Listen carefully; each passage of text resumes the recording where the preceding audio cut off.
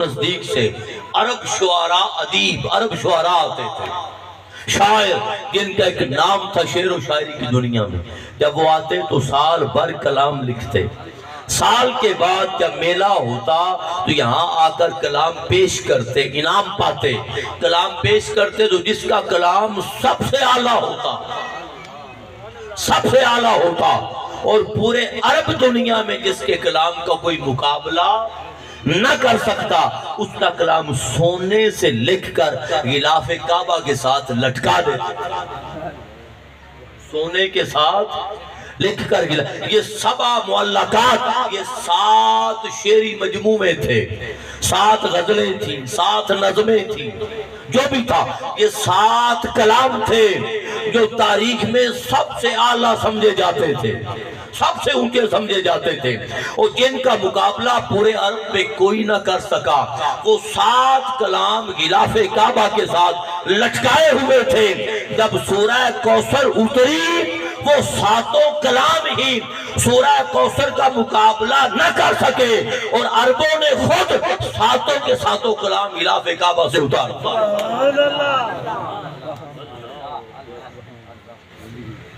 وہ 7 شعری مجموعے اتار دی، 7 غزلیں اتار دی. جب سورہ کوثر کو دیکھتے تھے وہ کلام ہیچ نظر آتے تھے، کٹیا نظر آتے تھے، تو خود ہی انہوں نے اپنے ہاتھوں سے اپنی شرم کے مارے اتار دیے کہ اب کلام کوئی مقابلہ تو کرتا نہیں، اتار دیا. تو پہلا شان نزول سورہ کوثر کا یہ ہے. نعرہ تکبیر، اللہ اکبر، رسالت. اب ایک شان نزول میں آگے بیان کروں گا.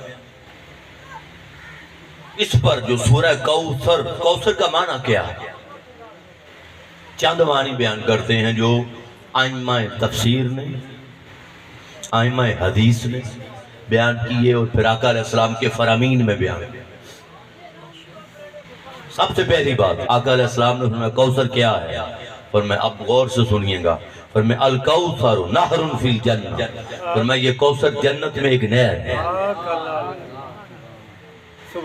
جنت میں ایک نہر ہے. کیسی ہے؟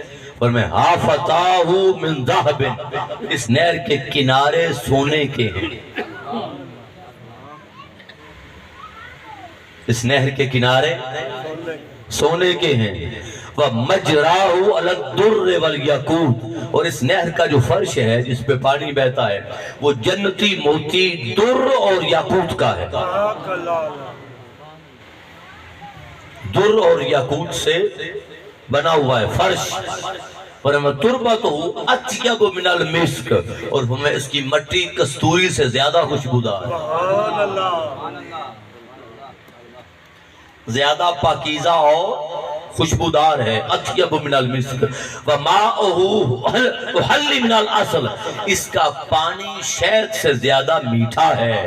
وابیض من الثلج، اور برف سے زیادہ سفید ہے. فرمایا جنت میں ایک نہر ہے، کنارے سونے کے ہیں، فرش در اور یاقوت کے موتیوں کا ہے، مٹی کستوری سے زیادہ پاکیزہ اور خوشبودار ہے، پانی شہد سے زیادہ میٹھا ہے، اور برف سے زیادہ صاف شفاف اور سفید. تو فرمایا یہ نہر میں، یہ نہر ہے جنت میں. ایک تو معنی اس کا یہ ہے، اور دوسرا معنی کوثر کیا ہے، یہ حوض کوثر بھی، حوض کوثر ایک ہے نہر کوثر، ایک ہے حوض کوثر. یہ جو کوثر نہر ہے، نہر کوثر یہ جنت میں ہے، جنت کے اندر ہے. اور میں نہر فی الجنہ، جنت کے اندر ہے. اور جو حوض کوثر ہے وہ جنت میں نہیں ہے، وہ میدان محشر میں ہے.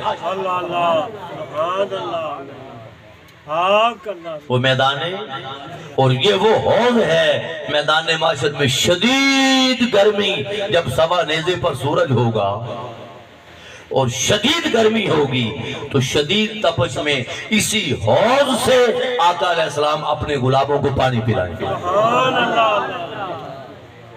اور پیاس بجھائیں گے. اور فرمایا اس کے کناروں میں آقا علیہ السلام نے فرمایا حوض کوثر ہے، اور اس کے کناروں میں آسمان کے ستاروں کی تعداد کے برابر پیالے پڑے ہوئے ہیں۔ میرا جو امتی آئے گا اس کو انتظار نہیں کرنا پڑے گا۔ میں پانی پلاؤں گا، صحابہ پلا رہے ہوں گے، اہل بیت پلا رہے ہوں گے، حضور پلا رہے ہوں گے، مگر یہ پیے گا کون؟ یہ آگے بات کرتا ہوں۔ یہ حوض کوثر کر دیتا ہوں تو حوض کوثر، اس کو حوض کوثر اس لیے بھی کہتے ہیں، ائمہ نے لکھا کہ جتنی جنت کی نہریں ہیں وہ حوض کوثر سے نکلتی ہیں۔ کوثر یعنی نہروں کی کثرت ہے، اور نہروں کا منبع جہاں سے نہریں نکلتی ہیں حوض کوثر، اس لیے اس کو حوض کثرتوں کا حوض کہا۔ اب یہاں میں بات کہہ دیتا ہوں، چلیں وہ آگے بات کرتے ہیں۔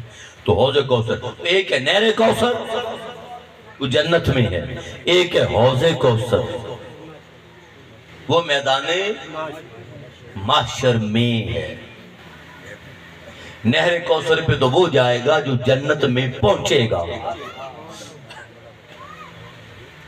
اب جنت میں تو کوئی تپش نہیں ہے نا، جنت میں جو چلا گیا وہ سکون ہی سکون، آرام ہی آرام۔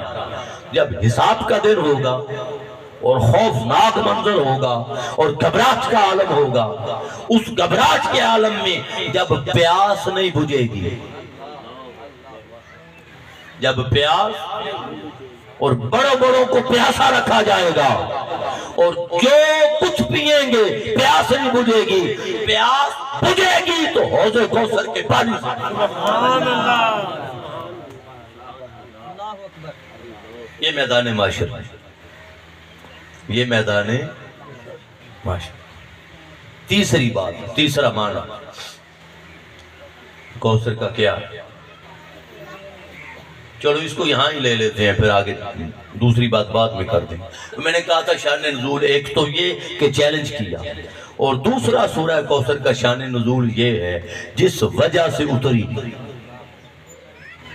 آقا علیہ السلام کعبہ سے نکل رہے تھے، سین کعبہ، اور سین کعبہ میں سرداران قریش بیٹھے تھے، عتبہ، شیبہ، یہ سب بیٹھے ہوئے تھے، اور آس بن وائل سہمی منافق تھا، وہ سین کعبہ میں آ رہا تھا۔ جب حضور جا رہے تھے تو راستے میں ٹکراؤ ہوا، کراس ہوا، راستے میں ٹکراؤ ہوا، اس نے اونچی بولنا شروع کر دیا۔ آس بن وائل سہمی منافق تھے، جب اونچی بولنا شروع کیا تو اندر آگے بیٹھے ہوئے تھے سرداران قریش، سرداران مکہ بیٹھے تھے۔ حضور آگے بڑھے، وہ اندر چلا گیا۔ جب گیا تو سرداروں نے پوچھا اتنی اونچی کس سے بول رہے تھے؟ اس نے عربی میں لفظ استعمال کیا، عربی میں وہ محمد ابتر سے بول رہا تھا، اور میں نے آپ کو بتایا کہ ابتر کا معنی ہے جس کی اولاد نہ ہو، نسل ختم کر دی جائے، اولاد نہ ہو۔ تو جو کہ آقا علیہ السلام کے شہزادے وصال فرما گئے تھے، اور وجہ تھی ختم نبوت کہ کوئی شہزادہ زندہ رہتا اور جوان ہوتا تو نبی بنتا، اور اگر نبی بنتا تو ختم نبوت نہ رہتی۔ تو شہزادے چھوٹی عمر میں حضرت قاسم، حضرت طاہر، حضرت ابراہیم، شہزادوں کا وصال ہو گیا تھا، اور کفار تانا دیتے تھے کہ اب اس کی نسل آگے نہیں بڑھے گی۔ جب اس نے کہا کہ وہ معاذ اللہ محمد ابتر سے بات کر رہا تھا تو یہ بات حضور کے کانوں تک پہنچی، حضور نے سنی، حضور کے دل میں ملال آیا۔ یہ تانا سنا تو حضور کے دل میں ملال آیا، بس ملال آنے کی دیر تھی، اللہ پاک نے کہا جبریل جا صورت لے کے جا، جا صورت لے کر جا، اِنَّا أَعْطَيْنَاكَ الْكَوْثَرَ، محبوب ہم آپ کو آپ کی اولاد میں اتنی کثرت عطا کریں گے اور اتنی کثیر تعداد میں آپ کو اولاد عطا کریں گے کہ ہر وقت میں آپ کی اولاد ہوگی، ہر زمانے میں آپ کی اولاد ہوگی، ہر قبیلے میں آپ کی اولاد ہوگی، ہر صدی میں آپ کی اولاد ہوگی، اور قیامت تک کے لیے سادات اتنے ہوں گے کہ دنیا سید کے جوتے سروں کا تاج بنانے میں فخر محسوس کرے گی۔ بس تو اتنا کام کر کہ میں تجھے کثرت اولاد دوں گا، تو نماز پر قربانی دے، اگلا کام مجھ پہ چھوڑ دے، یہ تجھے دانا دیتے ہیں، میں وعدہ کرتا ہوں تیرے دشمن کی نسل کو مٹا کر رکھوں۔ نعرہ تکبیر، شان مصطفیٰ زندہ باد، شان مصطفیٰ زندہ باد۔ ہر قبیلے میں تیری اولاد، ہر وقت میں تیری اولاد، ہر زمانے میں تیری اولاد، ہر صدی میں تیری اولاد، اور وقت گزرنے کے ساتھ ساتھ مصطفیٰ تیری اولاد میں کثرت ہوگی۔ سبحان اللہ، جو جو وقت گزرے گا تیری اولاد میں کثرت ہوگی، مگر میں وعدہ کرتا ہوں ان شانیہ کا هو الابتر، تیرے دشمن کی نسل کی جڑ کاٹ دوں۔ نعرہ تکبیر، اللہ اکبر، نعرہ رسالت، یا رسول اللہ، نعرہ رسالت، یا رسول اللہ، نعرہ حیدری۔ اب بتائیں، کوئی آج کل کہتا ہے کہ میں ابو جہل سردار مکہ کا بیٹا ہوں، میں ابو لہب سردار قریش کا سردار مکہ کا بیٹا ہوں؟ کوئی کہتا ہے؟ میں عتبہ شیبہ امیہ کا کس کا کوئی کہتا ہے میں بیٹا ہوں؟ اور حضور کی نسبت اور حضور کے جوڑوں کی نسبت میں ہر کوئی فخر کرتا ہے، اور سید ہو یا نہ ہو یہ بات الگ ہے۔ سید ہو، کوئی سید بنے یا سید ہو، مجھے کچھ اور کہنے کی ضرورت نہیں ہے، جو میں کہہ رہا ہوں آپ سمجھ رہے ہیں۔ کوئی سید اپنی نسب میں، شجرے میں، نسل میں کوئی سید ہو یا کوئی سید بنے، اس صدی میں آج کل کے دور میں کوئی سید بنے تو جس کے نام کے ساتھ سید آ جائے دنیا اس کے جوڑے اٹھانا فخر کرتی ہے۔ پیر سیال لاجپال رحمت اللہ، خواجہ قمر الدین سیالوی رحمت اللہ تعالی علیہ، آپ کے پاس مراسی آ گیا اور عادتیں اس کی ایسی تھیں کہ اس کو اپنے علاقے میں کوئی جاب نہیں دیتا تھا، نوکری نہیں دیتا تھا، اس کی حرکتوں کی وجہ سے۔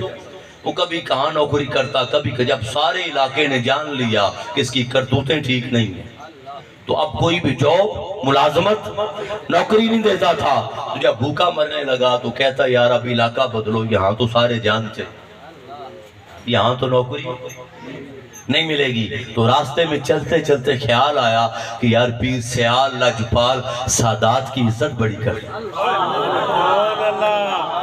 تو ایک درخت کے پاس بیٹھ کر تنے کے ساتھ ٹیک لگا کے بیٹھا تھا، سائے میں سفر کر کے آیا اور بیٹھ کے سوچنے لگا کہ یار بہانہ کیا بناؤں کہ چلو 2-4 دن گزر جائیں پھر سوچوں گا شاید کو نوکری مل جائے۔ تو کہنے لگا چلو پیر سیال کے پاس جاتے ہیں، اسے کہیں گے میں سید ہوں، اور وہ سادات کی عزت بڑی کرتے۔ آیا، اس نے کہا میں سید ہوں، سید زیادہ ہوں، کھڑے ہو گئے۔ آپ نے ٹھہرایا، مہمان نوازی کی، نوکر کو کہا کہ ہر وقت ساتھ رہنا، جو خدمت ہو وہ کرنا، جو حکم ہو وہ کرنا۔ 3 دن رہا، اب ڈرتا بھی تھا کہ بھانڈا نہ پھوٹ جائے، پتہ نہ چل جائے۔ تو 3 دن رہا، جب جانے لگا تو کہتا حضور بڑی مہربانی نوازش، بس میں چلتا ہوں۔ آپ نے کہا نہیں، میں آپ کو چھوڑ کے آؤں گا، میں آپ کو وہ کہتا نہیں حضور ٹھیک ہے آپ